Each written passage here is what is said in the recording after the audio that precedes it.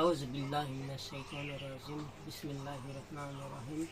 ইয়া আইয়ুহাল্লাযিনা আমানু কুতিবা আলাইকুমুস সিয়ামু কামা কুতিবা আলাল লাযিনা মিন ক্বাবলিকুম লাআল্লাকুম তাত্তাকুন।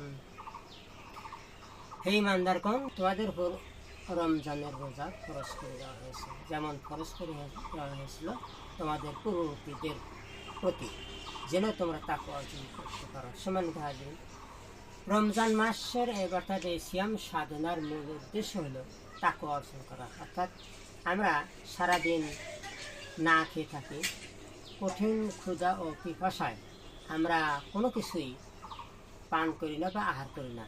তার কারণ আল্লাহ দেখবেন, এই ভয়ে আমরা রোজা রেখে কোনো কিছু খাই না বা পান করি না। এখান থেকে আমাদেরকে শিক্ষা দেওয়া হচ্ছে আমাদের জীবনের প্রতিটি কাজকর্মে আল্লাহকে ভয় করার শিক্ষা দেওয়া হচ্ছে।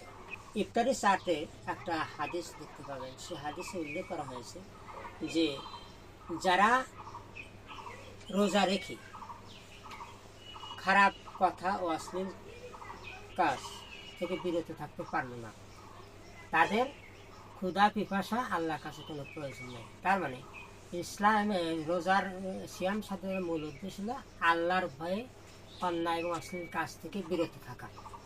এটাই যদি না হয় তাহলে এই রমজান রোজা সিয়াম সাধনায় বা কষ্ট করার কোনো অর্থ হয় না। আমাদের সমাজে এরকম দেখা যায় যে অনেক মানুষ রমজান মাসে যথারীতি রোজা রাখতেছে, নামাজ রোজা করতেছে, কিন্তু রমজান মাস শেষ হলেই তারা নামাজ ছেড়ে দেয় আর নামাজের কোনো ধারে না। অথচ রমজান মাসের উদ্দেশ্য ছিল তাকওয়া অর্জন করা, আল্লাহর ভয় অর্জন করা। অর্থাৎ আল্লাহর ভয়ে, যেমন রমজান মাসে রোজা এবং নামাজ পড়া হয়েছে, আল্লাহকে ভয় করে আল্লাহর হুকুম পালন করা হয়েছে। রমজান মাস চলে গেল, আল্লাহর ভয় আরো কমে গেল, অথচ আল্লাহর ভয় আরো বৃদ্ধি হওয়ার কথা ছিল।